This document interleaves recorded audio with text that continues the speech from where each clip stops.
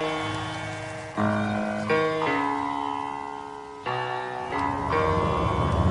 the right club. Be the right club today. Johnny, that's better than most. How about in? That is better than most. Better than most.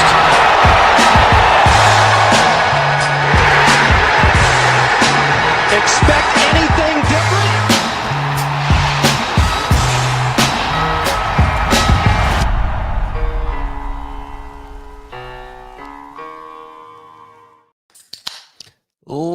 Ladies and gentlemen, welcome back to the No Laying Up live show, presented as always by our friends at High Noon Solid. Here, all eyes turn to Shinnecock Hills, where Scottie Scheffler will be attempting to complete the career Grand Slam. He's back. Both of them are back. Neither of them were with us last night. Mr. TC, hello, Mr. TC. Hello. My weekend plans have freed up quite a bit. Let me know if you're getting into anything this weekend, Solly. I've got a pretty open calendar now. There's a lot you can help with over here. I really appreciate that offer. Mr. Big Randy back from his business trip out west. Hello, Mr. Big. How are you? I am great. You know, my life is going to be pre-Cyprus, post-Cyprus. I was out there playing. Shout out to the USGA, their Walker Cup Media Day. But I'm excited to be on the show today. Excited to get into it. Thank you for having me. The all-new High Noon Beach 12-pack is here and will be surely making waves. The Vodka Seltzer 12-pack brings kiwi and raspberry as permanent flavors, which is a needed step. We needed those in our lives 12 months a year, along with fan favorites peach and lemon, all made with real vodka and real juice. Today is a peach day for me. The best part, you don't need sand between your toes to enjoy one. Grab the High Noon Beach Pack and make any day a beach day. You can go to highnoonspirits.com to find a pack near you. I actually just did that yesterday, TC, to make sure our local Publix had it, and they did. High Noon, Suns Up. Shout out to them for their consistent support of the No Laying Up live show. Guys, we have a typical segment we do when we start off our live shows. It's story of the day, but we are going to separate that out today into we're all going to talk about what the story of the day is first, and then we're going to have a complete non-Scotty version of the story of the day. Randy, I'm going to start with you. Yes, your guy, Scottie Scheffler. What are you thinking right now? I'm excited. I'm in on Scottie. I'm in on somebody that has the ability to show up major championship after major championship. He carries the pressure of being the best in the world, and he delivers, quite frankly. You know, he hasn't won like Tiger has won yet, but he's put himself in a fabulous position heading into the weekend. I think clipping off an Open Championship, which I know we're getting way ahead of ourselves saying that on Friday afternoon, but I think it would be an important victory for him in his career progression. You know, I've talked about he's won at Augusta, he won at a very manicured Quail Hollow, but winning an Open Championship, winning on a links golf course, I think would show a different aspect of Scottie Scheffler, and it's an important potential victory for him as his career goes. So I'm very excited. I thought it was a masterclass today. I thought it was like almost as boring or ho-hum. Like, he just has an ability to make it look really, really easy. And I hope the greatness, I don't lose an appreciation for just the ability and the skill level that he is showing. TC? Yeah, 64. He was only 1 under on the par fives as well. Like, and gosh, I thought that putt on 18 was in too. That was a pure roll. I just think for me, it's the iron play. The consistency of the strike with his irons and just the audio that they're picking up on it on that good turf. And, you know, there's a little bit of wind out there, so it kind of pierces through it. It just sounds different. It's like going to batting practice and somebody else, you know, somebody's bat just sounds different. It's crazy. And yeah, I mean, there's not a whole lot you can say. He's just, I think his A game, his best, is better than anybody else's A game by a long shot right now. And it seems like is he playing his A game? I don't even know. That's the scary part right now. And he's not driving it perfect. Yeah. I don't disagree with that necessarily, TC, but I also like I was really thinking watching him coming in on the final 9, like his A game is much more frequent than anybody else, which I think is like no small thing. And I think he should be celebrated for that. Or his B game is just so much better than everybody's A game. And that might be actually what we're talking about. Like his B game is so much better than a lot of people's, A minus B plus game. I think that's what made Tiger great, was the B game being there. And then we only got to see the A game, however many times, but and those turned into 10, 12 shot victories, Yeah. I'm going to you're talking about the iron play, TC. I was like looking up. I was like, did he miss that guy? I'm struggling to think of what greens he missed. I know he missed 15 green. He missed 11 because he drove it left. But not only that, I went hole by hole earlier in the round, and I didn't get. I think I finished it before he played 17 and 18, which also would qualify here. But just how many times he was putting from the fat part of the green, often from quite close range, but he put it in there tight to the fat part of the green on the first hole. He put it in there tight-ish to the fat part of the green on the third hole. He did to the middle of the green on the fourth hole, but again, the fat side of the green. The fifth hole, fat side of the green to that back left pin, which was really, really difficult. Sixth hole, fat middle part, rolled that putt in. Seventh, par 5, but he chipped it just past the pin, putted from the easy spot there. That was cash. Hit it right to the middle of the 8th green. Actually missed that putt, but hit a spectacular shot in the middle of that green. 10th hole, hit it just left of that pin, drained that putt. 13th hole, just right of that pin, drained that putt. 14th hole, stuffed it back there to the fat part of the back part of that skinny green there. Missed that putt, but another spectacular shot. Did it again on 16, hit it to the front part of that green, then rolled in that putt. Hit it to the fat middle part of 17, rolled in that putt, and then almost did it again on 18. Like, it was just completely clinical. I know the numbers still aren't saying that he didn't drive it great today, but it certainly looked like it did to me. I mean, I'm used to using straight eye test, Randy. I know you can appreciate that. What about the naked eye test? He had we'll get into that. Had the little cut shot going, and that was one of the best rounds I've seen Scottie play. It wasn't like massive separation from like the field. Like, it was a relatively easy day out there, but man, he stepped up and delivered. And I'm somewhat tongue in cheek considering it over. I would stand here and say that it is over, or that he is going to win. Are you guys willing to go that far? Are we doing the Vince Carter GIF yet? I don't think it's over. I mean, no, I don't. Yeah, I think he's going to win, but I don't think it's over. You never know with conditions, and I don't think it's over, but I certainly like his chances. Minus 175 from our friends at the FanDuel Sportsbook. With 36 holes to play. And I know you guys covered it earlier in the week, but the other thing, like going back to the existential Scottie at the beginning of the week, like I don't know, man. I'm just digging the vibe. I love that. Yeah.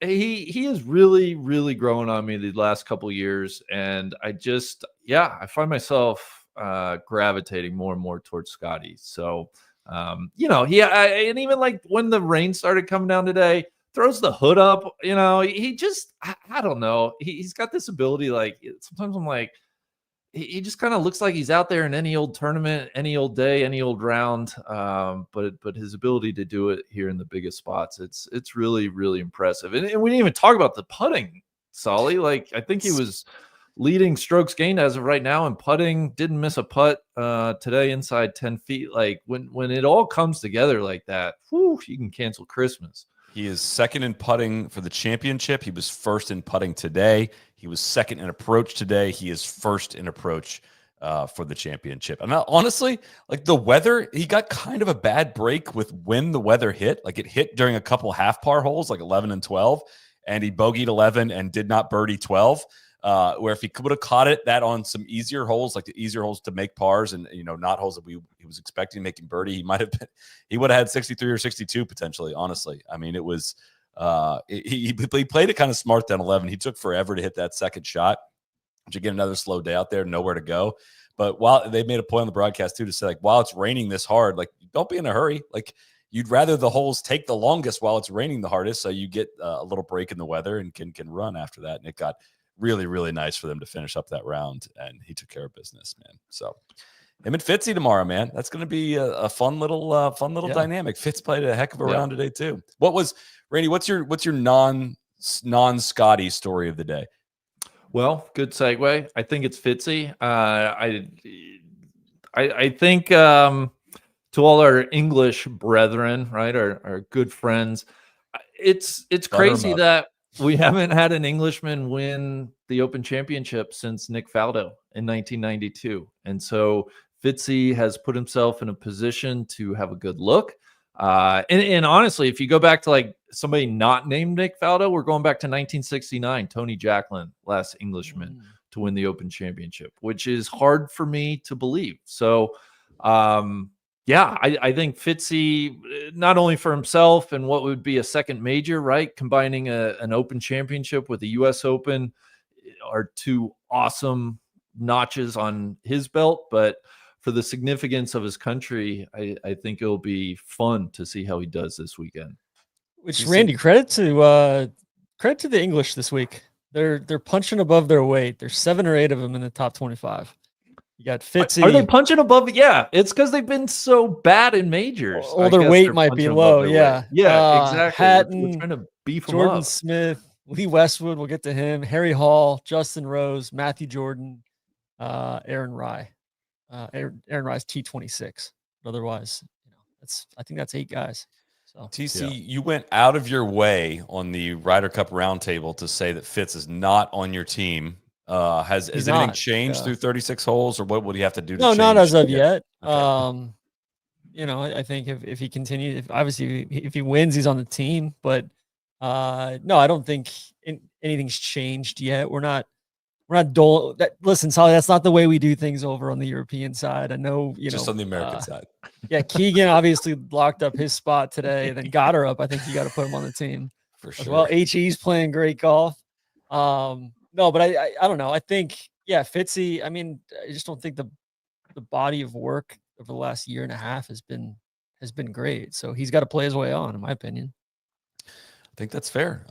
But he looked like he really did kick it into another gear today. He had, I think I even saw him club twirl on 13, and I don't think I've seen Matt Fitzpatrick trying to do any pimping of any shots out there. But looks supremely confident with the cut shot he's got going with driver. There was a ton of pre-apex early tee grabs. It just feels like he's in a really, really good spot with his game, but not like the first draft pick I would take for somebody to stare down Scotty on a major championship Saturday, but that's why they play him, or we're going to find out what happens tomorrow. Like not first draft pick, but he's one of those guys that I think, like, if it's recess or whatever, like, I want Fitzy on my team. I think he's a pretty fearless competitor, and he'll stick his nose in the fight and give it his best shot. Like, he always seems like he's somebody that doesn't shrink from the battle. Like I know he had that, what was it, Southern Hills, when he kind of faded down the stretch there, but I think overall, like, I have confidence in him to keep this up for the next couple of days.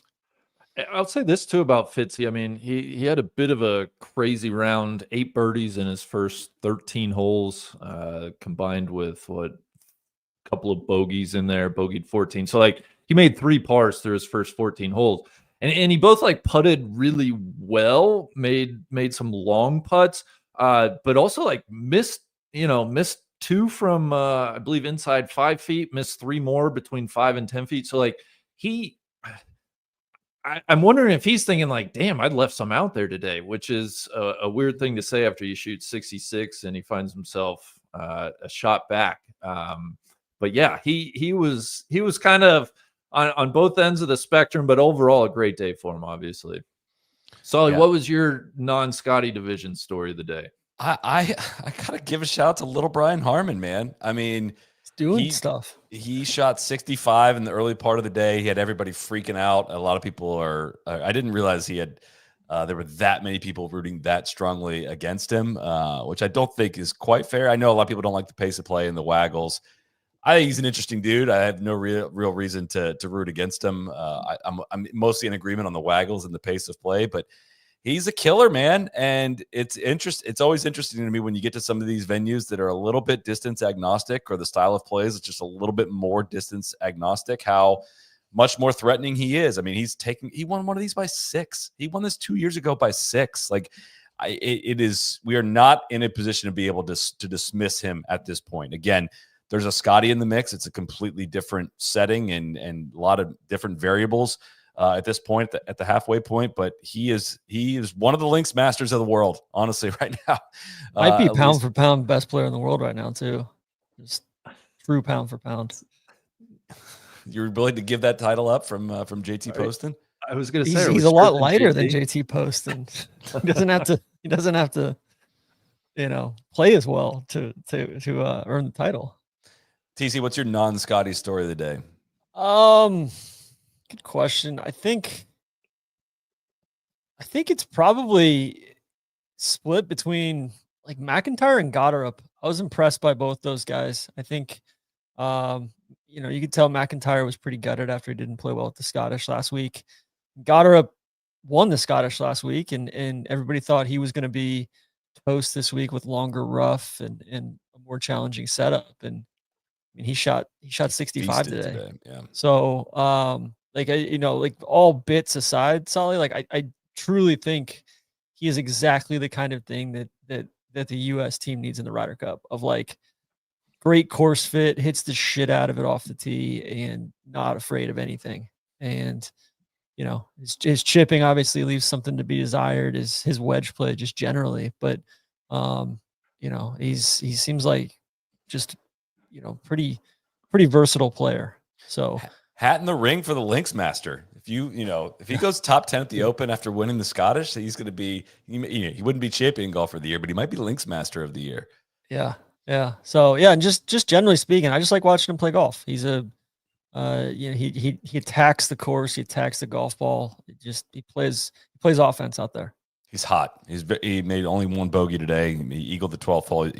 His lone bogey came on the 14th hole, which is one of the more difficult holes out there. He made 2 eagles today. Eagled the 2nd hole and the 12th hole. Also birdied the par 5 7th. So he got 5 of his 6 under par shots on the par 5s.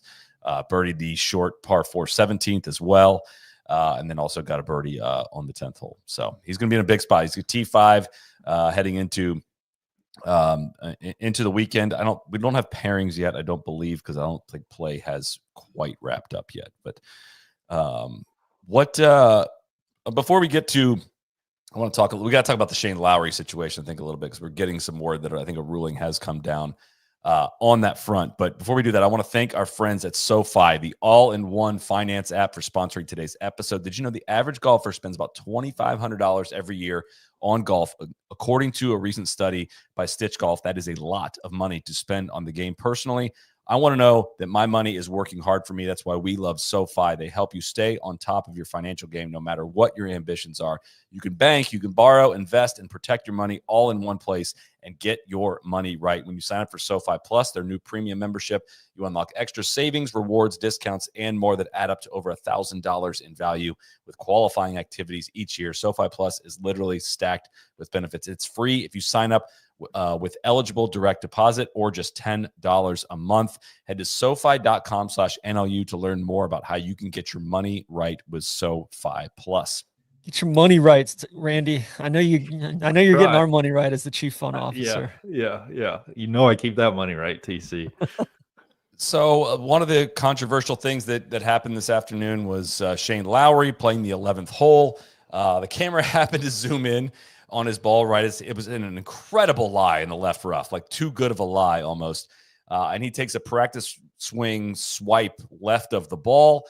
And I noticed it immediately in real time as they showed it. Like his ball clearly moved as soon as it happened. And they called it out. They had a rules official from the R&A in. Dan Hicks did a great job of asking a bunch of questions and hey, in your opinion, did that ball move? Like, let's be serious about this, because it was kind of dodged there a little bit. And there was a lot of controversy back and forth whether or not he would be penalized. I just said, man, if that's not a penalty, I do not understand the rules of golf at all. Like, the ball moved. There was talk about could it be seen from the naked eye? If not, then you couldn't get penalized under the new like high def rules that are in the rules of golf and all that. But we've gotten word, Bob Herrig reporting, as well as Todd Lewis reporting, that the R&A spent nearly 20 minutes reviewing the footage with Scottie, Colin, and Shane.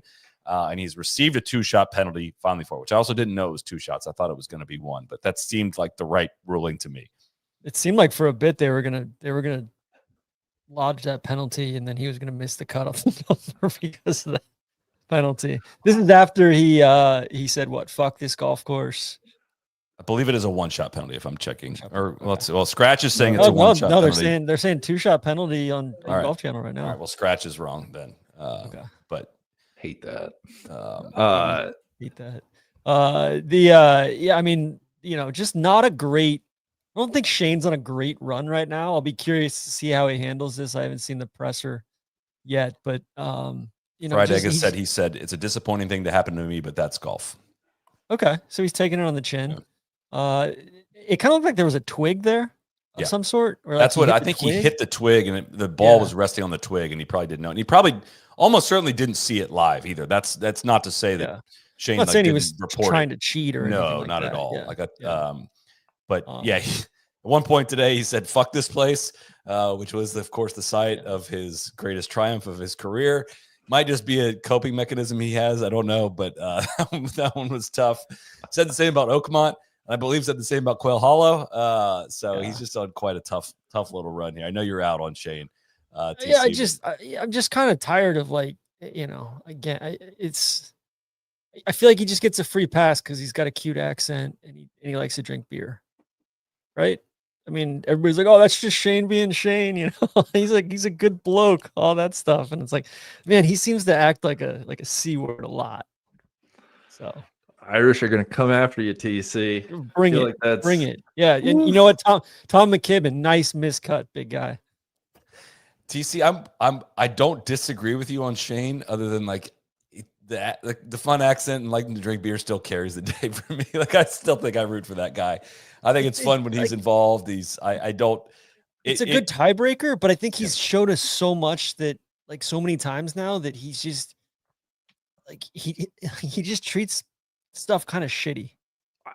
Very often. Dude, it does feel a bit like, Shane had a reputation of just being one of the guys, great guy, and then you just, no matter what he does, that initial thought, that initial stereotype of him has just carried the day throughout everything. I'm kind of with you, TC. He's never done anything for me personally. I've never found myself rooting for him.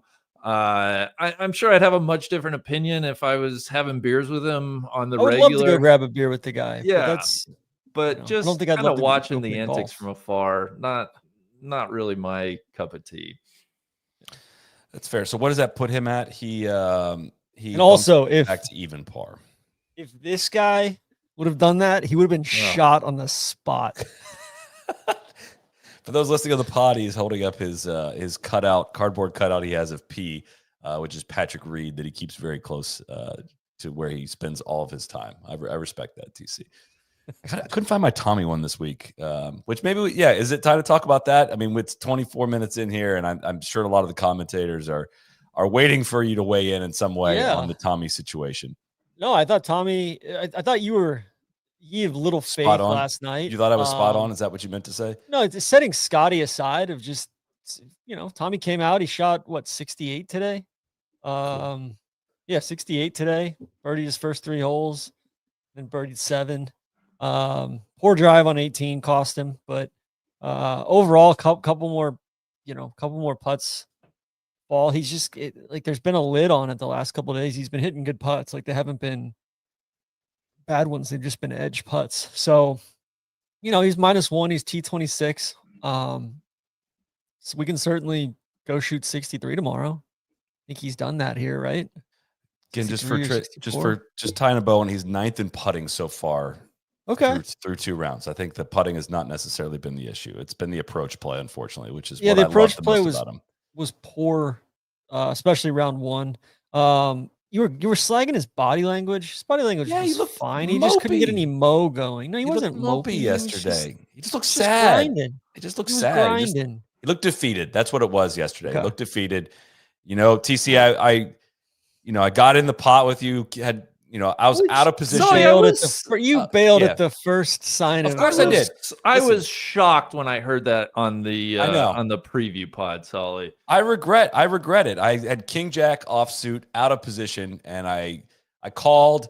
The flop was terrible. The ace came out on the flop, and I mucked it. I mucked the hand. I got out. There's no point in following it all the way down. I got out of the hand. I'm not. I don't regret at all what I did last night. I definitely regret getting caught up from listening to my guy TC for way too much. I got influenced, and I got out at before it was too late. I didn't want to ride it out through the rest of the week. I'm very glad I got out when I did. It was a bad exchange rate, but you got to cash out. You got to get up from the table. He's 9 back right now. We'll see what happens. I'm not willing to apologize. 9 back of the greatest player of his generation too. He's 350 to 1 right now to win TC. He's we may have to delay it to.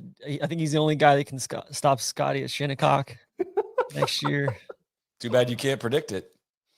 Can't pick it. I have some other tools in the toolbox for predictions and such. But no, it just didn't seem like it was his week as far as just I don't know, like his calling card's the iron play, and just a couple of those putts that that the 12-footer that hangs on the edge that, like, man, if that falls, there's momentum there and that sort of thing. So I give him credit for coming out firing this morning. Came out first thing, birdies the first 3, 4 under through 7, and then kind of stalled out, but kept making pars. But overall, I think we can still absolutely get that Wikipedia yellow, if not a backdoor top 5 here. It would kind of be a side door top 5, if we're being honest.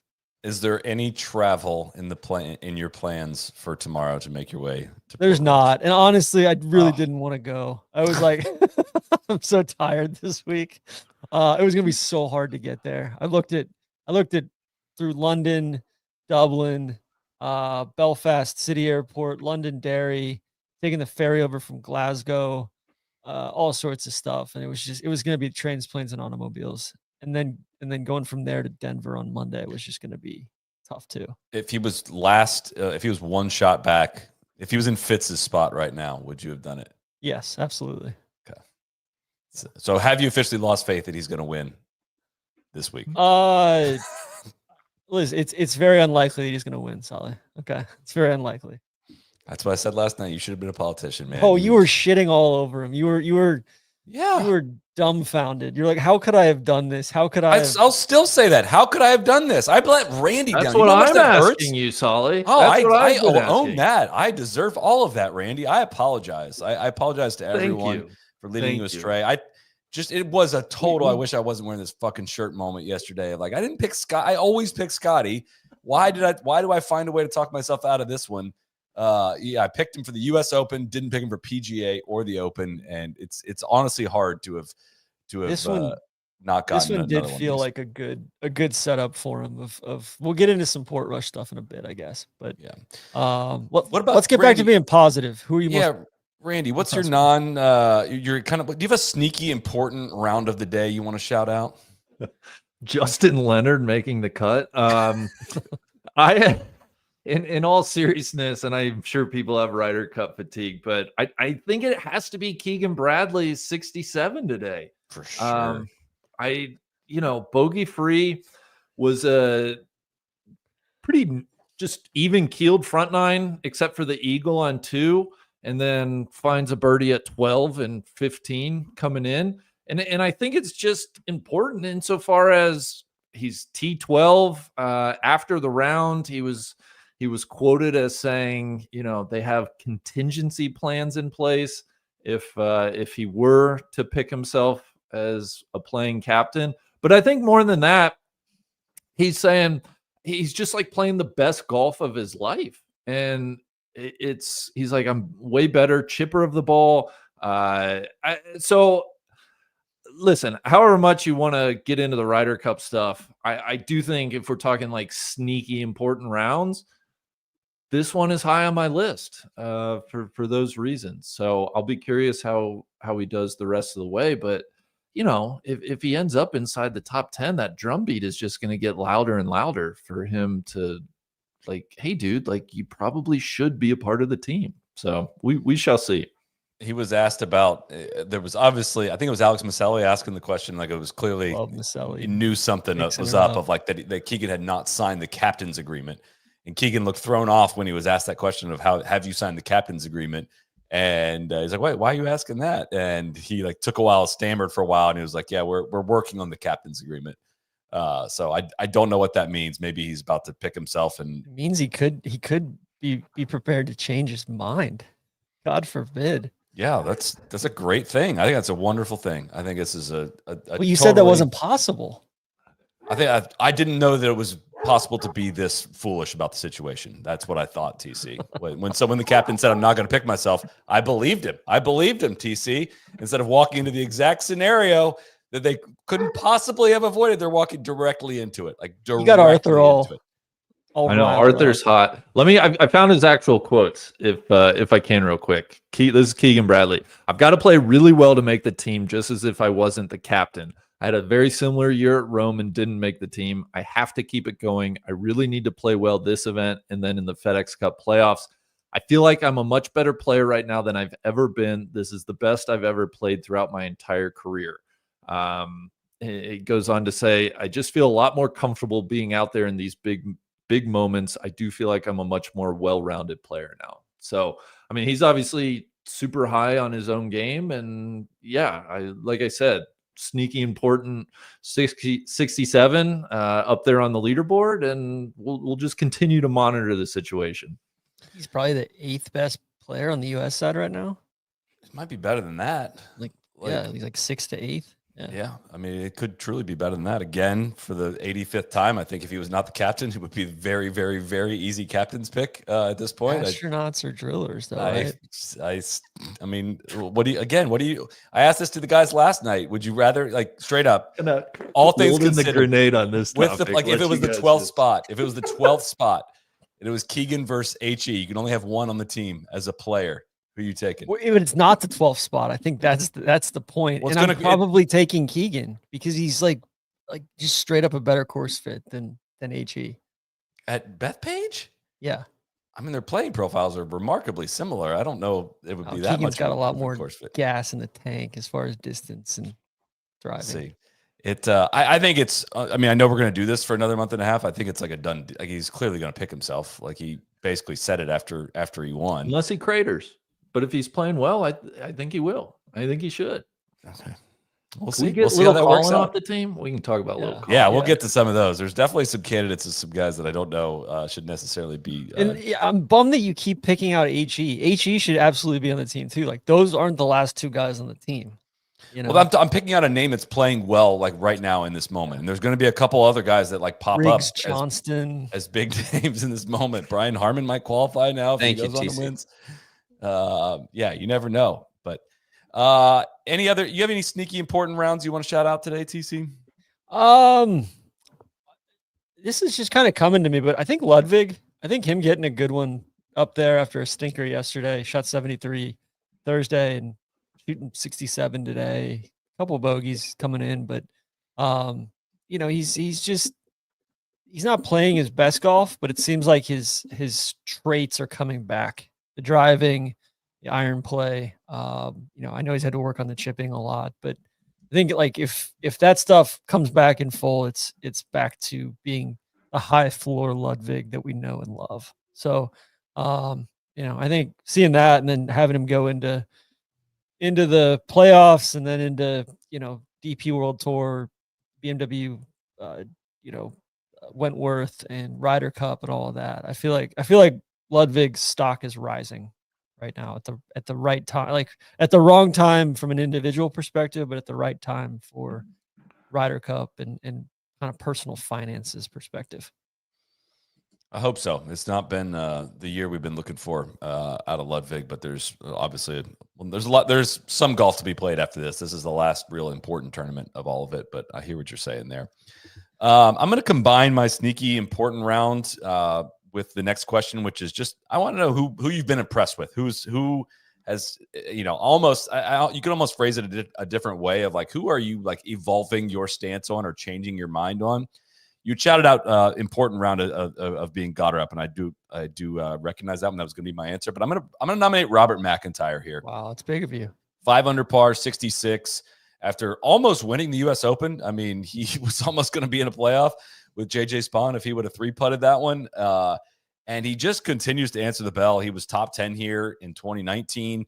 And I think I don't know, in my head, I couldn't get out of my head like how poorly he played going into the Ryder Cup, and honestly how poorly he played in the Ryder Cup and was able to scrape out the points. Like that was kind of the image I've carried in my head for McIntyre. And like, I got to get rid of that because the guy is stepping up in big events and continues to like announce on the world stage that he is one of the best players in the world. I think it's my only excuse for not recognizing it is his swing looks funny to me as a lefty. Like maybe if he was a righty, I would think differently of the swing and it would look a lot better to me. It doesn't look like the typical smooth lefty swing that we'll see, but the results speak for themselves at this point, and I hope he goes out in top fives it and continues this play because he's really, really impressed me the last several months.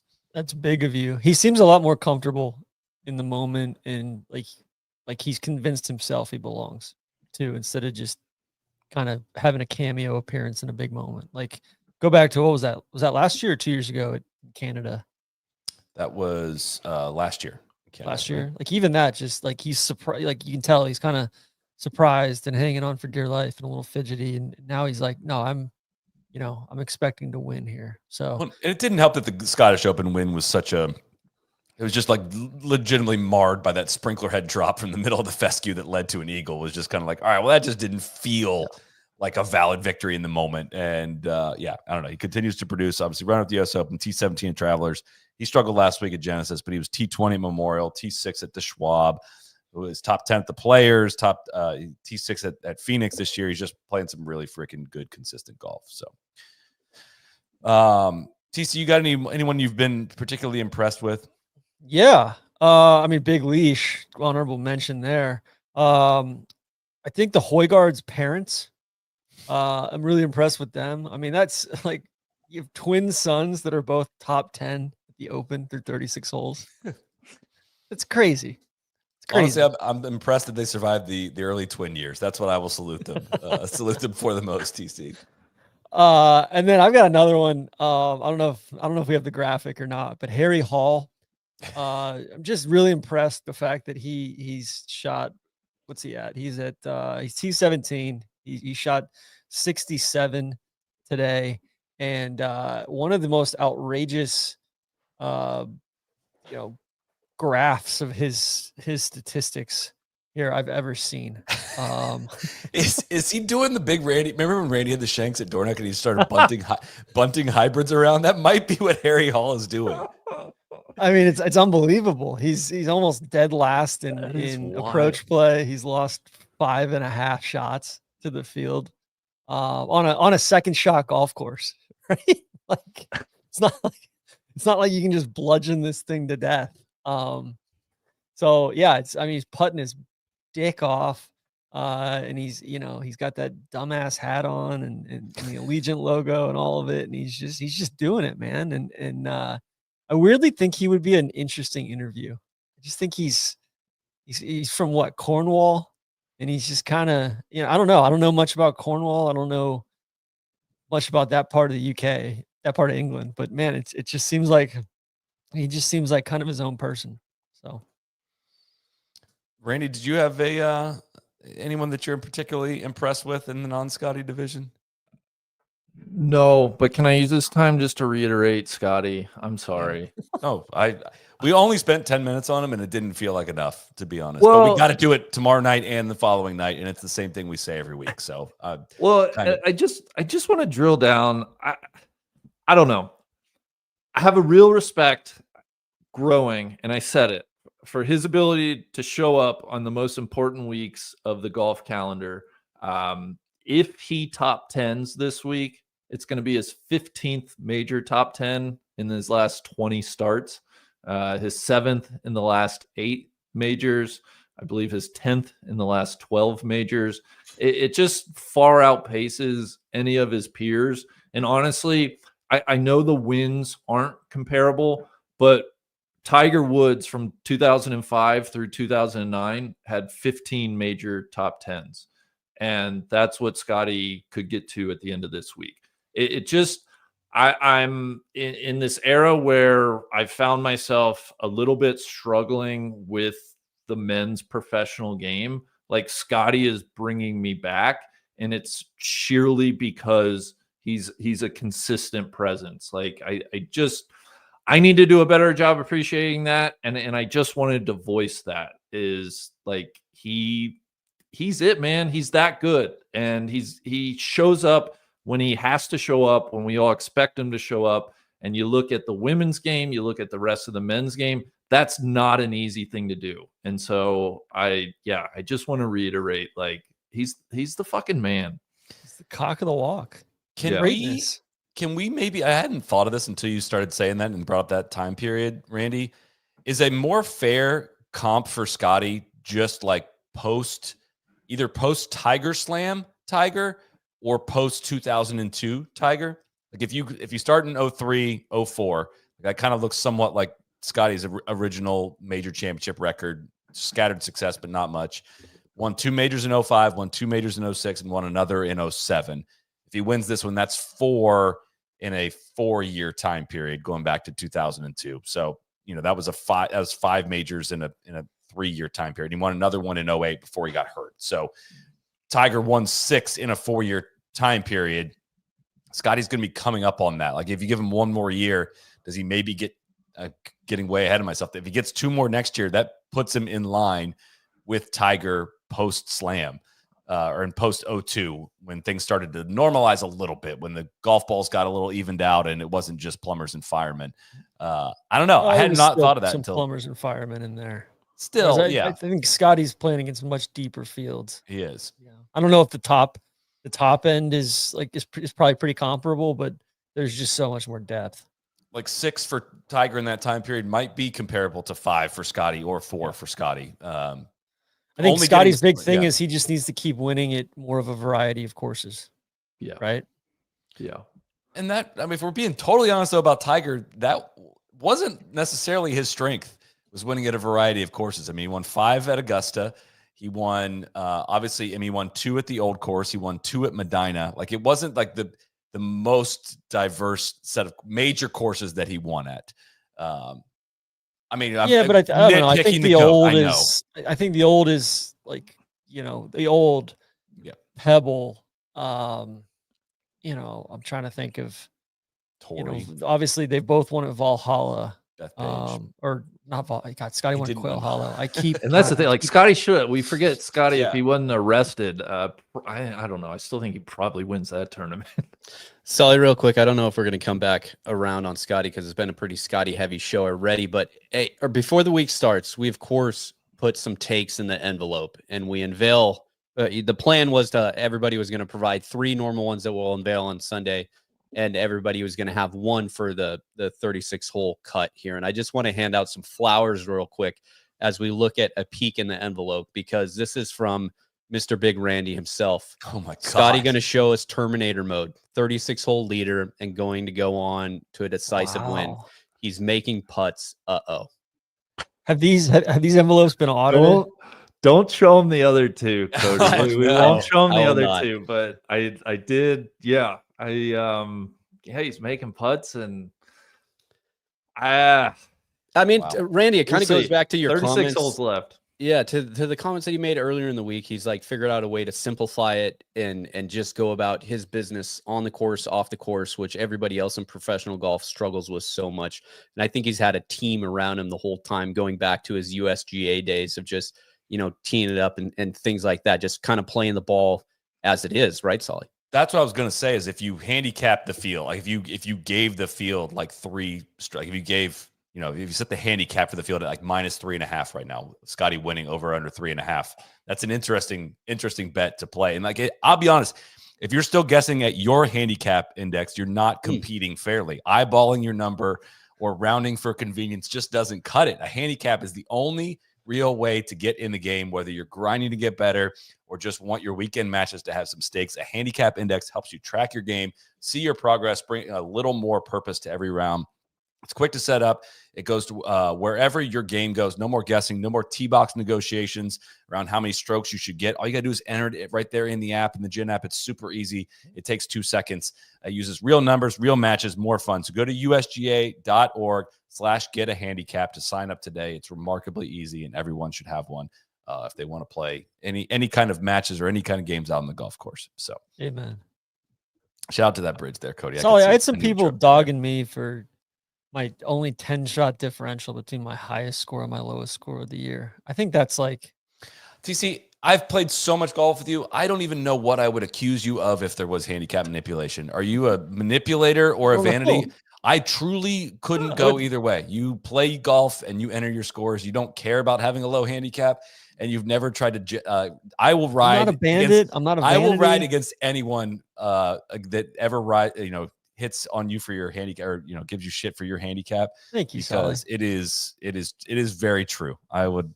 And most of my a lot of them are on film or with other people, on the road, and then all my rounds at home are pretty much put in automatically because we play in a Friday game. Yeah. You don't ever blow up, and you don't take it deep very often. So the fact that you had a 10-shot, just a couple commenters on the Instagram that were just pushing my buttons a little bit. People, listen, the commenters might not have all the necessary information to come to a good conclusion on the internet. TC, I'm realizing that more and more on a daily basis. Who you guys most disappointed in? We can cover some missed cuts here as well. But Randy, who jumps off the page? What are you mad as hell about right now? Mad as hell at Bryson's first round, just given the way he came back today and played really well, like going 79, 65. It'd be fun if he were up there. Honorable mention, Joaquin Niemann. Like, how are you just going to keep missing cuts and underperforming, especially at British Opens? Like, low ball flight, good ball striker. Low ball flight. I'm good on Joaquin for a while. And then my guy, Little Colin. I think it's time to officially sell again on Little Colin. I'm totally out. I'm selling all the stock. You want to talk about the antithesis of Scottie? You don't know if Colin's showing up major to major. You have no idea what version of Colin Morikawa you're getting. And we saw a really poor version this week, and it just, makes me mad as hell. Little Colin, I'm selling. I think, we'll be out until further notice. No top 10s in majors for Colin. T14 at the Masters, his best finish. But again, T14 at the Masters in limited field, not great. TC, I know you've already opted out of this one, but we do have a calendar reminder for next year. I've already. You've opted out of this, but it's still one of my favorite running things. And I can't believe we're about to be this old. After the 2021 Open, you said that he was going to win 8 majors. And I just said, all right, let's check in on that in 5 years. And that's going to be next year. I think I have it for July 20-something, 2026. We're going to revisit that one. But yeah, he is, not really sniffed winning a major since Royal St. George's in 2021. And he looks far off, man. Caddy change, Billy Foster on the bag this week, and just, I don't know, missing irons in the wrong spots. I kind of wonder, if people haven't noticed how much distance gain there's been, like just since he last won his major, if he's getting blown out to pasture a little bit, and if he's chasing, I have no idea if he's chasing speed in any way. The numbers don't really reflect that, but if his path towards getting back to the top of the world gets a lot harder with how much farther the top players in the world are hitting the ball now. And he's just got to be so good. He's probably putting a ton of pressure on himself in those spots. And man, Randy, it's just really not trending the right way. That's where, this week, he should feel even more disappointing, because this is one of those rare weeks where distance seems to be less of an advantage, or not as much of a not as weighted to that. He said, per Dom in the comments, he's had 3 caddies this year. I think Scottie's had 4 wins. So Scottie's had, he's almost up to as many wins, because I don't think Billy Foster's gonna last. From everything, everybody walking around there, it sounds like they've been it just doesn't seem like the warmest relationship, and there's not a lot of discourse going on between the two of them, and I just can't see Billy Foster dealing with any bullshit and any self pity and just Colin's whole program. I don't disagree with that at all. Just the fourth win would be this week, which if Fourth we win are would be this week. anointing him, which I'm willing to do at this point, but just marking that. But yeah, Randy, I'm usually when you're calling out one of these top players, I'm usually on the other side being like, all right, well, let's at least consider this. Like, let's get the full set of facts here. But I may be a bit hasty from time to time. Sometimes, but I don't think you're being super hasty with Morikawa, which is he started out the year so freaking well. That's the kind of difficult part of all of this. It's just really, I don't know. These big spots matter, and it's quite disappointing. But I'll add to the list Brooks Koepka, man. And I know you've won a major since you went to Live, but like just being wholly uncompetitive at a golf course I thought would have made some sense for you. And we saw a glimpse of something at Oakmont. Like, dude, you only were the major competitor even before you went to Live. So this isn't like a Live take at all. It was like, dude, if you're not going to give us anything in majors, like what are you bringing to the table at this point? And yeah, the Live stuff's going to come under a little bit extra scrutiny when like you're not probably doing all that you can prepare to be competitive in these events. And like put the one win aside, you're still nowhere near the competitor you used to be in these events. And it sucks. I would rather see him get in the mix, and it just looks wholly uncompetitive. Yeah. I think in my mind, I have this thing where I think Brooks is way older than he is because of how uncompetitive he's been. It always shocks me that he's only 35. You know, I'm like, well, he's, what is he in his early 40s? Like, it's just a man. And it's like, oh no, like, yeah, it's. I think Brooks's knees. I'm with you, Solly. He missed the cut in 3 of the 4 majors this year. T12 at Oakmont, but missed the cut in the other 3. Yeah. Going back to Colin too, I think the other thing, it's not just the results with Colin, it's just the dog, everything else too. It's the attitude and it's just his whole aura. It's the whole deal, man. Bad. Take it away. So. Yeah. TC, who are you most disappointed in? Yeah, I mean, other than Tom Hoagie, people are all over me. I'm getting just crushed on the Hoagie thing. You got to look at the totality of the plays, right? I don't know what that means, though. What does that mean, the totality of the plays? HE, I was fishing around in those waters a little bit. What was your HE pick? I said I didn't pick him, but I just mentioned it. This graphic that's being that's so good. We haven't even mentioned Haotong Li yet. You can cancel the year of the rooster, whatever it is. He's T3 and we haven't mentioned him yet. That's insane. So I'm disappointed in us. But no, I think in all seriousness, and I don't think this is maybe more of a me problem or maybe just more of personal preferences. I'm a little disappointed in Royal Portrush. I just don't. It's just not my favorite iteration of links golf, and I don't know why that is, or I don't know. It's stunning, it's beautiful. There's great golf hole after great golf hole, but I guess just the questions being asked, the ball just doesn't seem to be on the ground as much as I really prefer on links golf, and it's more similar to like a Royal St. George's. It's just I've never been there. I'm watching on TV, but it just seems lusher and hillier, and again, this is likely a me problem, but this just isn't what I think of when I think of the Open Championship. Randy, what are your thoughts? Well, yeah, I think you were saying the same thing. I don't think there's anything like I think it's all out of Royal Portrush's. I think it's out of the course's control, right? Like it just is what it is.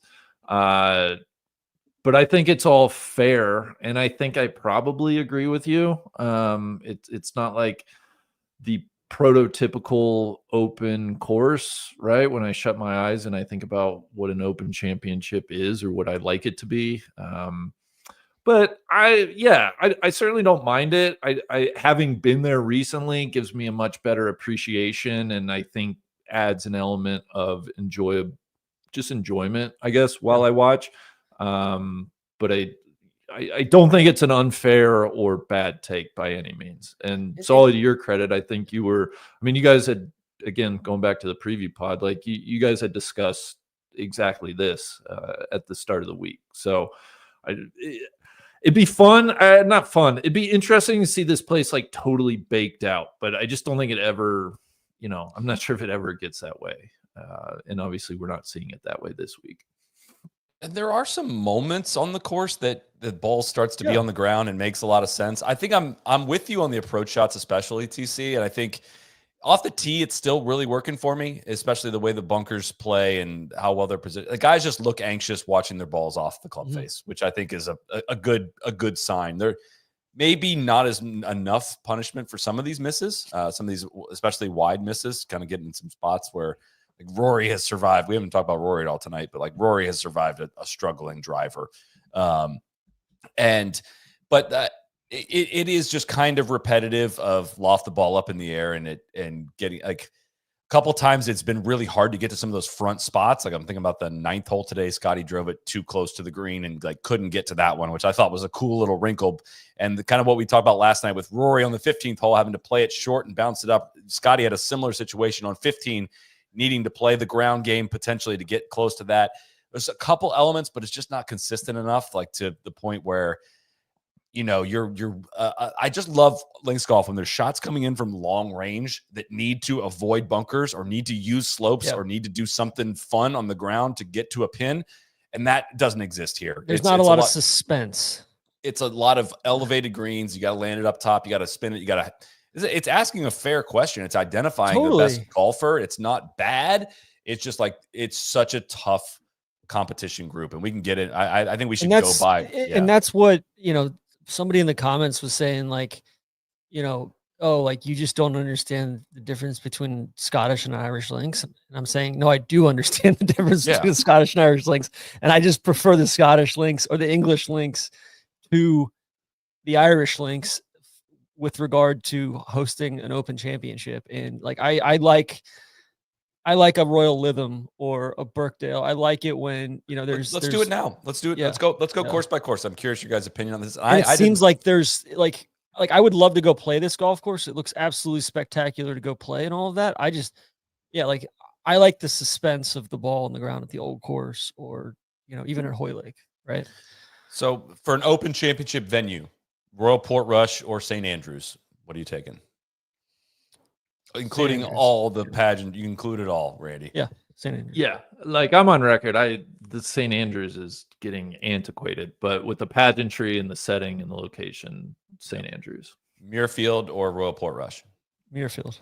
Muirfield is like cool. Muirfield's like top 3. Yeah, easy one for me. Birkdale or Portrush? Birkdale. I think Birkdale's an awesome golf course. Not very lovable, but like proper test.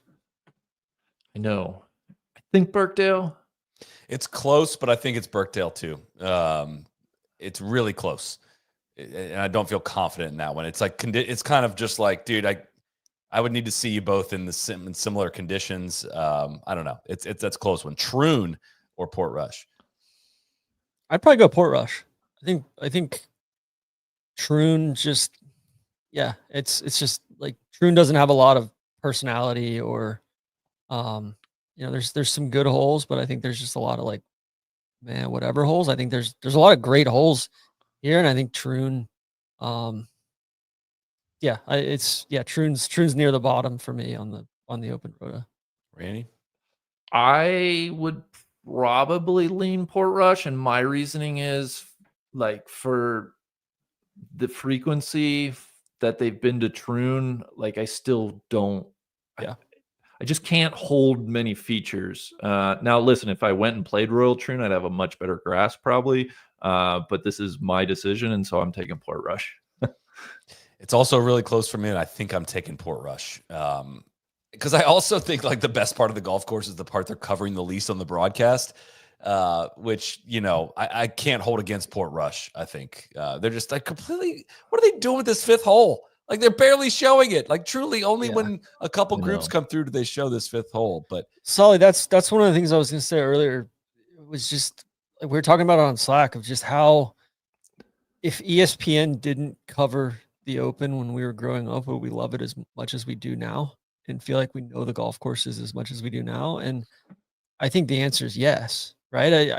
I think if this got a treatment from a CBS or an ESPN and they did their normal thing that we grew up with, I think it would be a lot more like I know I would view it more positively. Yeah, that's fair.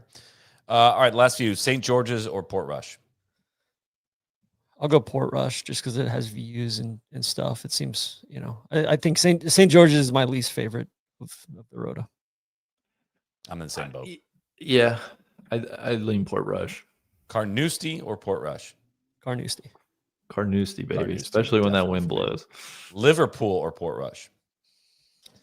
This one's probably pretty close. I think it's Liverpool, Hoyle Lake for me. Same I thing. agree. Close, but Yeah, agree. God, yeah. Lytham, which is out of the Rota as of now, but Lytham or Portrush? Lytham. 10 days out of 10. Lytham. I It's love the it. best, man. It sucks that it's like outdated. After the old course in Muirfield, I think Lytham is the most proper. Just like that's what I think of when I think of an Open Championship. Do you think Portrush is a little hurt by this is only the second iteration we've seen of it hosting an Open Championship?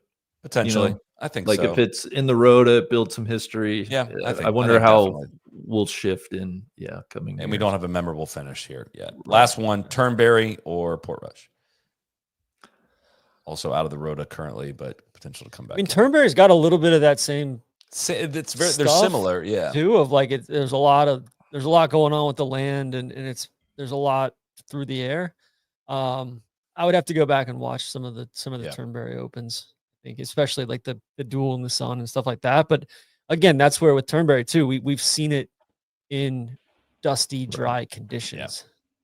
Yeah. Right. It's a little more classic, I think. And I probably Turnberry would be my vote just because I think of Scotland. I don't know. I think of Scotland when I think of the Open, and I understand. A big win for Portrush though is like massive crowds and a really cool environment out there is a that shines through on television. Like the size of the group following Rory and all of that, and how big of a deal it is to go to Northern Ireland is a win for Portrush. But I think Sully, I've never played it, but just based on everything I've seen, I think I'll prefer Portmarnock to Portrush personally. That I'm still very curious how that course is going to fit for modern golf. If Lytham's too small, I'm curious to see how Portmarnock does, but I'm definitely willing to give it a shot. But I'm upset that Lytham has been removed or deleted from the Rota because I still think that's a really, really good golf course. And like right now, like the headlines are chock full of data breaches and regulatory rollbacks, making all of us vulnerable. But you can do something about it because Delete Me is here to make it easy, quick, and safe to remove your personal data online. Delete Me knows your privacy is worth protecting. Sign up and provide Delete Me with exactly what information you want deleted, and their experts take it from there. Delete Me sends you regular personalized privacy reports showing what info they found, where they found it, and what they removed. Delete Me is not just a one-time service. Delete Me is always working for you, constantly monitoring and removing the personal information you don't want on the internet. I wouldn't mind having some of my personal takes removed from the internet, especially from this week's happy hour and preview show. But we made up for it last night, I think. Take it from me. We recently got our reports back from Delete Me. I was shocked about the findings. Keep hearing about data breaches in the news. In a recent Coinbase data breach, a hacker obtained names, addresses, phone numbers. Solly was mentioning and the last 4 digits of users' social security numbers plus masked bank account numbers. Data brokers can vacuum up a lot of that data, create a searchable profile about you, and sell it to whoever they want. Thankfully, if your data is exposed in a breach, Delete Me can help remove it from data broker sites. Take control of your data. Keep your private life private by signing up for Delete Me now at a special discount for our listeners. Today, get 20% off your Delete Me plan by texting NLU to 64000.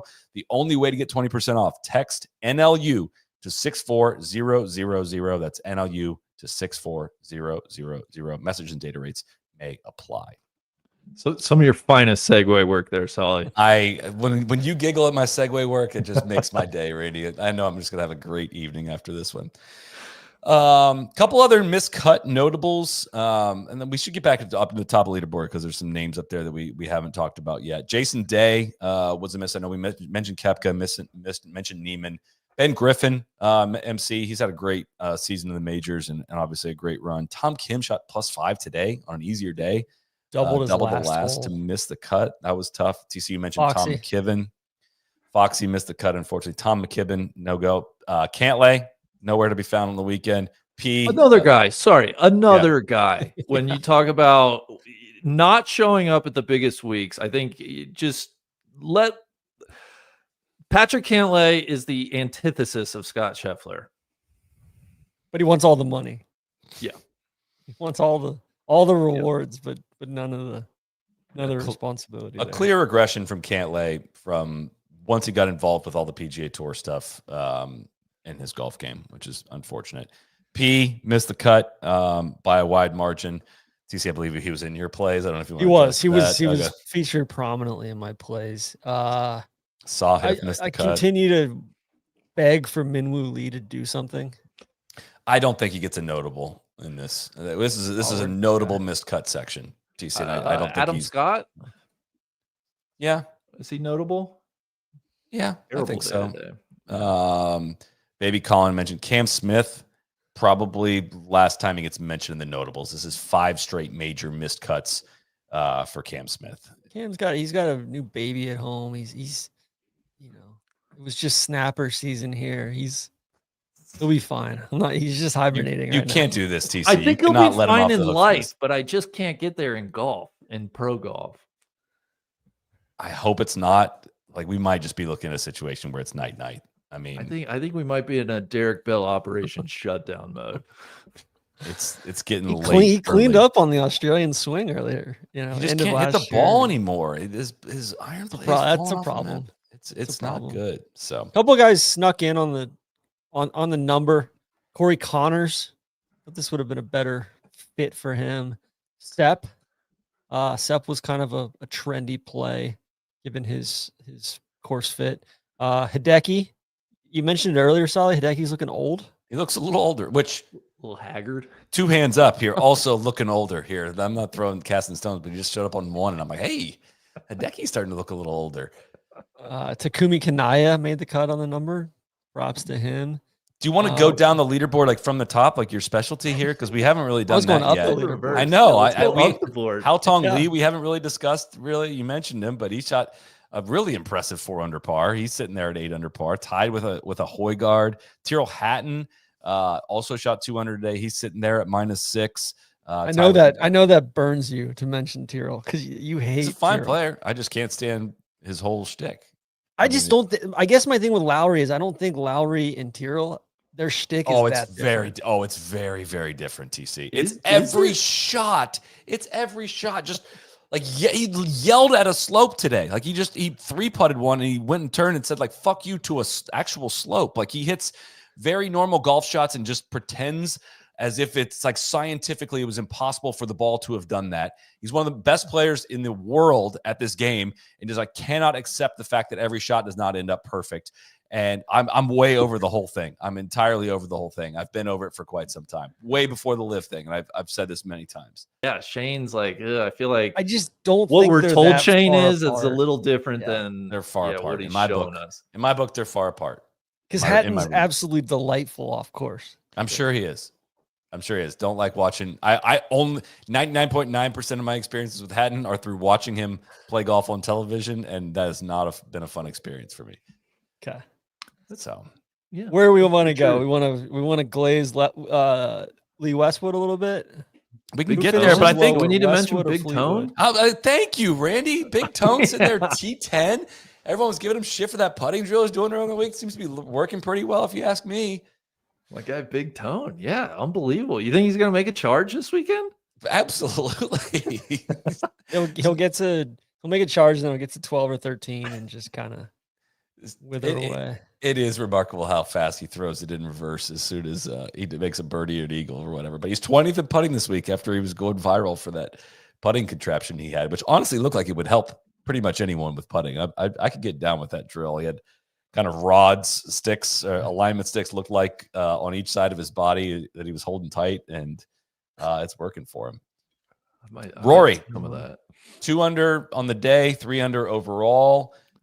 He's 7 shots back of Scottie Scheffler, but somewhat better day for Rory. It was a little easier out there today, so I don't know really how we classify that one, but kind of surprised to just feel kind of just the play just didn't feel that noteworthy. It wasn't good enough to jump off the page at a gettable day, and it wasn't bad enough to be super disappointed in Rory. I think that's fair. Big day for him tomorrow, right? I think he's got to pin the ears back and go have a day. So TBD, but off the tee so far, which is just that's the superpower, man. If you don't have that, then it's just gonna unfortunately the bar is incredibly high for him. He probably is going to top 10, but that's going to probably feel pretty meh by the end of the week. Do you think he has a run in him, or does it just kind of feel like a stuck in neutral week? It feels stuck in neutral as of right now. Yeah, there's a lot of guys in that category. You got Rory at -3. You've got how about Schauffele at -2? Before you go to past Lee Westwood at -3, like pretty remarkable. I'm just saying, as far as the top players and the top players in the world, you got McIlroy, Schauffele, JT, Fleetwood, all within 2 shots of one another. I think that'll be interesting to see who separates and who kind of separates from the peloton and joins the chase group. There were not a ton of big names to MC this week. Or not a lot of the. I mean, obviously the Colin and the Cantlays and whatnot, but a lot of the dudes that have been playing the best golf are around for the weekend at least. There was, that was something I had noticed, but I don't know. Westwood being involved is and Phil made the cut. Phil's T34. He shot 1 over today. Drove the front of the 17th green. The graphic when he hit the shot said 18. And I was like freaking out. I thought he drove 18 green for a second there, but a 55. I know it's downhill and all that, but 55-year-old Phil drove it on the front of 17 green and is going to be around to play the weekend. Tied with Rahm, and he's doing this while trying to get the files too. Is he trying to get? I hope he's trying to get the files. I think he originally was, and I don't think he wants the files. My guy might be a bit conflicted now. Yeah.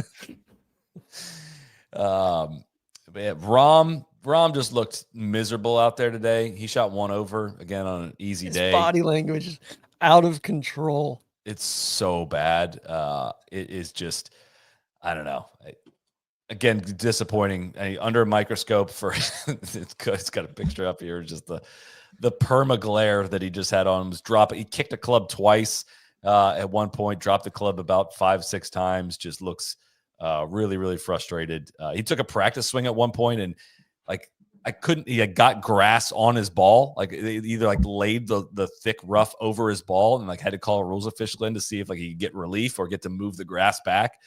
He did not, and he had to try to hack out towards the fairway from there. But no, not a pretty showing from Rahm, and kind of disappointing, to be honest. Is Rahm going to be on notice next year?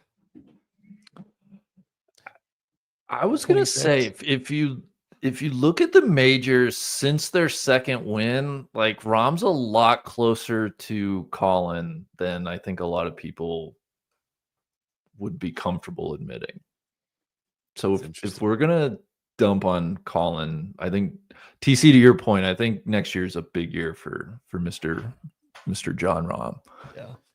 Just to go through it, super interesting. Yeah, he won the Masters in 2023, T50 at the PGA, T10 at US Open, and then runner-up 6 shots back of Brian Harman at the 2023 Open. T45 at the Masters, missed the US Open last year, T7 at the Open, T14, T8, T7 at the majors this year. Interesting. Fancy Feet 4 said, do you think Rahm wants it too much? Feels like he knows he has 4 big events a year to prove himself, and he might be gripping that steering wheel too tight. Curious our thoughts. He definitely wants it too much. That's what it looks like to me. It's exactly what it looks like. And he's probably still pissed because he had to go to Valderrama. Can you imagine a more opposite venue to work on your game than than a links course. Valderrama. I only had to play 54 holes though. I mean that would make it a little bit easier, I guess. But yeah, you want to get to a couple other questions? We'll play how far back is too far back. We'll give a specific prediction for the weekend and dump any other notes we have for the week as well. But Chunks Dubs on IG said, "Are we sure Morikawa is a Ryder Cup lock?" No, we are. Come No. on. I mean, he will be on the team. Yeah, but come on. Let's not get carried away. In a sane world, I don't think he should is be. he like why? All right, it's like solid devil's advocate. Why? Why is? I mean, that? he's not playing to his full ability, like recent play, but that doesn't mean his like less than okay play is not still way better than so many other guys that would potentially take his spot. It's easy to get swept up when somebody's not reaching their full potential to think that they're, not one of the 12 best Americans or not one of the top 12 guys that gives them the best chance to win. And I think Morikawa is still a guy you go to battle with. I guess I just go back to how long does the statute of limitations or how far back in the resume do you go? Well, I'll say this too. Like, I don't know how to value Scottish Open, British Open week. It's links golf. It's a different category. It's not what Bethpage is going to look like. It's going to look a lot more like a normal PGA Tour event. His results before that, T8, T42, T23, T20, T50, Those aren't great T17. either. They're not great, but they're not like, it's not like he's missing cuts. Like, we're not like talking JT 2023 shooting 80 in majors and being completely lost. Like, that's not what we're talking about. No, let's say we're talking about him. Cuts left. What's that? Not a lot of these events that he's playing in have cuts left. Yeah. Outside of the majors. True. Let's say we're talking about him versus Mav McNeely. I mean, Mav's had a objectively better season this year. So Mav currently 11th on points, Collins 7th in points. Yeah, Mav was hurt coming into the year. Like, he didn't get points last year. Last 6 months, Morikawa plus 1.49 strokes, McNeely plus 1.16. So I think from a fan perspective, I just find it a lot more enticing to roll the dice on guys on an upswing, on a positive trajectory than like, oh, Colin, he's going to be on the team. He hasn't played well. Like it just dampened some of my enthusiam. Yeah. Which isn't a reason to pick or not pick a guy, but from a fan perspective, I hear you there. I don't have a good answer other than like Keegan and Morikawa are right next to each other over the last 6 months. So that's where I've been trying to pump the brakes on like Keegan's not been Scottie. All right. He's played really well, but like we can't like automatically throw Keegan on and then just be like Morikawa. Yeah, you're not coming around. Again, interesting scenario for Keegan to make that decision that could have been avoided. But I still think Cantlay's a more interesting question, honestly. There's a good point in here too of trying to find somebody who's going to be able to pair well with JJ Spawn, and you would think that Cantlay would kind of fill that role. Yeah, and I mean that's maybe a bit unfair of me to say because Cantlay's number wise still checks all the boxes that Morikawa checks. Of like, it's not been pretty, man, but like his floor is still pretty darn high, and there's again just not that personnel of guys like with high upside that in this particular year that I think make a ton of sense where you start threatening those guys' spots. But the big thing when you look outside of points and like how big of this week sucks for Brooks is this is going to be the first Ryder Cup in a long time, going back to 2014 that Brooks isn't a part of. Even through live stuff, he's always been there, made it. He's a long way away. I didn't realize he hadn't missed one, but he will not be a part of this team. I feel like they should. Howard Tea Time's not out yet. And I feel like we could get we could have a blow pig Lowry pairing. I was going to say, do you know how to do this? I can never get it right. Whenever I try to guess what the pairings are going to be, who finished what, I always mess it up. We know it's going to be Scottie and Fitz and Harman and Haotong Li. Yeah, that's all we do know. But the Harman and Haotong, I bet they'll have a lot to talk about. Remember when Haotong showed up without a caddy at the President's Cup?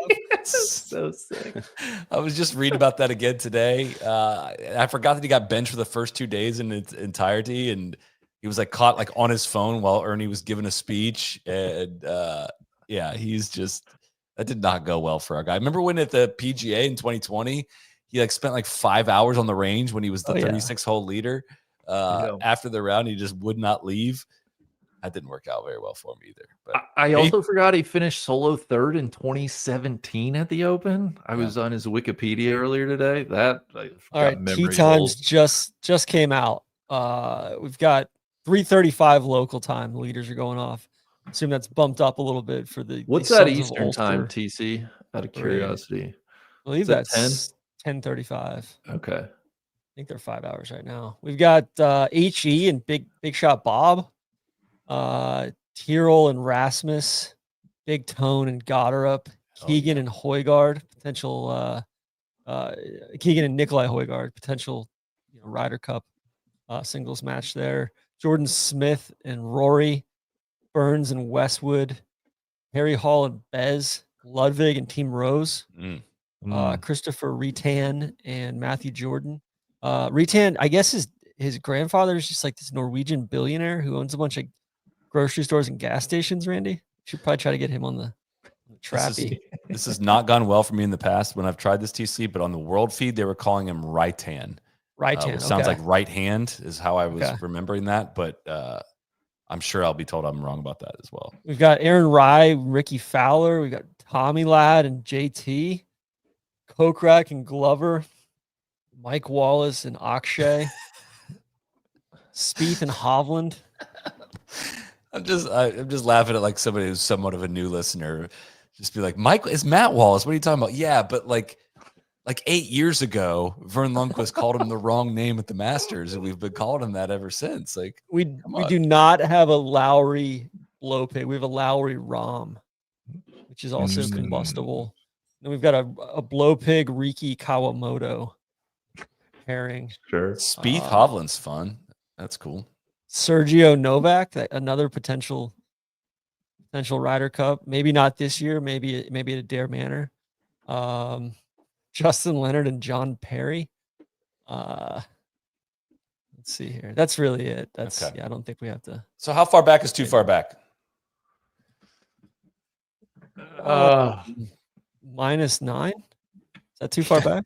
I mean, it's interesting. I know it kind of feels that way. All right, let's say Scottie has a bad day tomorrow. I mean, shoots 2 under. Yeah, I was gonna say like, that's the thing. He's not going to back up, is he? Yeah. He could. But if he loses a ball, like there's some OB out there. I mean, it could happen. What's the weather looking like? It looks like this is the EXP model. This is a hyperlocal coastal forecast model. It looks like we got wind coming out of the southeast. Maybe a little bit of moisture in the afternoon. Wind peaking out around 15 to 19 miles an hour. Let's see. And then see what the European model is saying. Yeah, we got a little bit of moisture there on the European model from about noon till 2 or 3 p.m. Just passing moisture. A little bit less wind on that one. I mean, it doesn't look that dissimilar from today.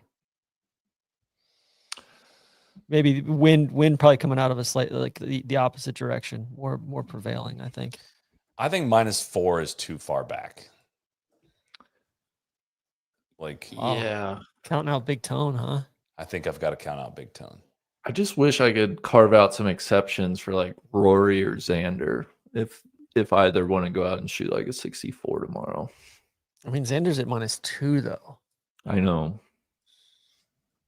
So if you looked at, honestly, none of the, I guess Big Shot Bob, that's not fair now to Big Shot Bob, but I was getting ready to say, I don't really love any of those guys at -5 running down a Scheffler.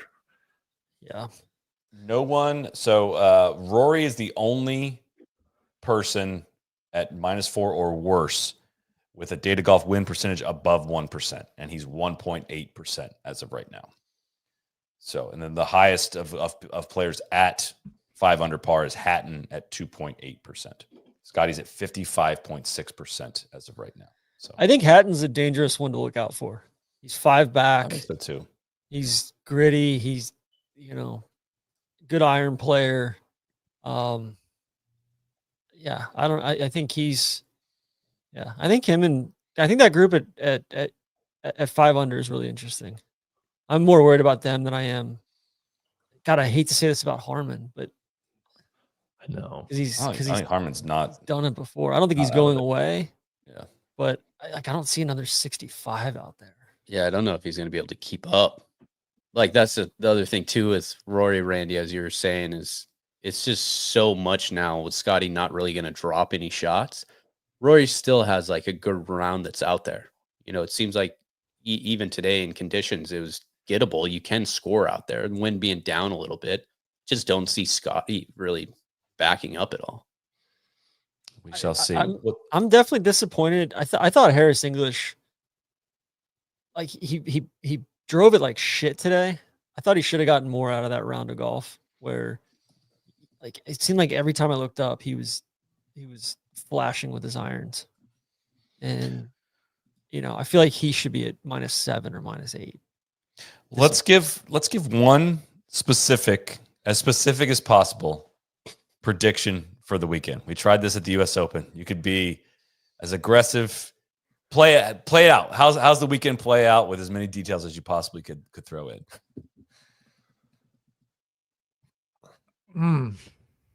While you guys think now, on that, I'll give you a second here as you think on that. So our early week predictions, this is where we currently stand. TC forced Tommy to win, currently sitting at 1 under.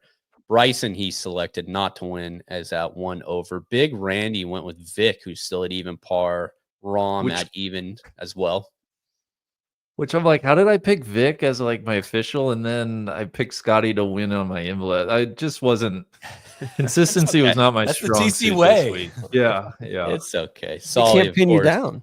Was trapped, I guess, into a Tommy Bryson 2-ball there. DJ Pie went with Rom to win, Bryson to not win. Neil went with Rory to win, and Scottie to not win.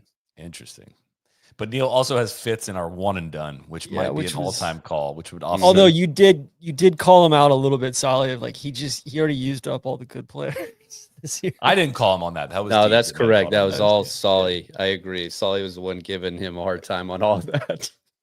Kidding. That was Cody. I was involved as well. All right, my specific predictions for the weekend. I think Scottie comes out tomorrow and shoots a 68. It is 4 birdies and 1 bogey. He gets 2 of the par 5s. He also makes another birdie on the 13th hole. He's going to bogey 11 again, though.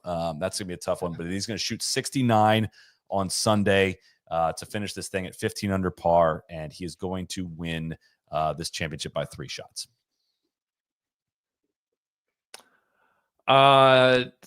Yeah. Okay, listen, I'll give you a new one. I think I could see this turning into a bit of a duel. A Fitzy, Scheffler separate from the rest of the pack tomorrow. I could see them pushing themselves. I could see the guys at 8 under par falling back, and the peloton just never really coming for those 2 guys. So I'll just give you a little different look there. I could see a Sunday showdown between Scheffler and Fitzy with probably Scottie nipping him. But Solly, I also co-sign what you're saying as I amazingly predicted Wednesday night. This could be a Scheffler just dominating weekend. I think Tommy shoots 64 tomorrow. Oh my God. Give me some false hope, but he's not really in the mix. Oh. I think I think Harman sticks around. I think Harman goes out and shoots another 67 or 68 tomorrow, but like I think all these guys play well. I don't think there's a lot of going backwards, but I just don't think that. I think the RNA probably ratchets up some of the hole locations a little bit. Which they've been pretty aggressive on. Honestly, the pins have been really good. Yeah, I think it seemed like they eased off a little bit today versus Thursday. Maybe that was a pace of play thing, or but yeah, I guess my thing with the pins too is like the par 3s just don't. Neil was talking about it last night on the show. The par 3s just don't. They're not doing a whole lot for me. They're good holes. They're just not distinctive, or like I don't really remember much about them. They're just like kind of long. They're just long, hard par 3s. Yeah. There's not a lot of variety there. So, yeah, I think Scottie has a 3-shot lead by the end of tomorrow, and then we will revisit. I think Mickelson and Westwood keep playing well though. I hope so. Mickelson, Westwood, and Leonard. It might be the game within the game this weekend, TC. Only other notes I had from my notebook, Smiley got caught on a hot mic. I don't know if you guys saw that. Sounded like his headset went out and he did a little, what the fuck? Which I've his been sense there, brother, apologized for on yeah, the Everything app. So he did. And NBC, Tarico gave a big apology. You don't need to apologize for that, guys. It was great. Why can we get more Tarico, please? Yeah, I know. One more Tarico. A cohesive broadcast. Yeah. Another continued shout out for Open Radio. Those guys freaking rule, guys and gals. It's an awesome listen. I've been watching that. I've been watching TV with it on mute, and I've just been listening to Open Radio for the most part. I think that might be my play tomorrow. I think I'll have it on the TV, but I think I'm going Open Radio with you, TC. We can probably save any Amsterdam style stuff for Sunday, right? I think so. It's been pretty frustrating, but there's a lot of other options. At least World Feed, multi-view. I'm got through it, and then tomorrow it gets pretty real. So the featured group has been great. Solid. I enjoyed that today. Yeah. So I got one for you. Just want to shout out the Low Johnson on the leaderboard. It's not a DJ or a Zach. Is it Riggs? It's by the name of Riggs, the pride of Libby, Montana. First major ever, currently sitting at 2 under par. Huge day for the young DP World Tour member. The young buck. Mm-hmm. Did DJ make the cut? He did. He did. Wow. I got a couple more envelopes we can look into. Okay. If you have some envelopes, we can. Yeah. Let's see Akshay. I didn't get mine in until Thursday morning, and I didn't want to be accused of cheating anything. Yeah. So we got that part. Yeah. Yeah. I messed it's up. Okay. It happens. TC. Pat the Hammer Cantley is a 36-hole leader. Next, any comments here, TC? No, I had a couple good ones and I had a couple strikes. It's about the totality of the plays. For sure. DJ went with Vic, was going to miss the cut. Unfortunately, that's not the case. That feels personal, DJ. Exactly. Neil, Stu Sink to make the cut. He did not, right? He definitely did not. No, he shot. I don't even know what his score is. Kitchen. The leaderboard has now turned into dashes. Yeah, he did not make the cut. Sink. He shot 4 over. Yeah. I can report that. He also sent a second one in here. But Shane Lowry will make a scene at some point during the week with media / official / fans, which is a dub. I don't know if that is a dub because he did. I don't think he made the scene, make but a scene. There was a scene maybe involving him. It seems there's always something it's really close out there. Yeah. I think we give that to Neil. Okay. Agree. That's it. All right. That is going to do it for Friday episode of the No Laying Up live show. Shout out to our friends, of course, at High Noon. Shout out to SoFi, USGA, and Delete Me. Cody running the 1s and 2s. Matt running the social in the background. All 5,000 of you watching this live. You can catch us tomorrow after sometime after the final putt drops. Of course, be right here on YouTube or on the Everything app, or you can listen on the podcast feed, wherever you get this episode. So thanks everyone for tuning in. These shows are a ton of fun to do, and we got 2 great ones coming here, the final 2 men's major days of the year. Cheers.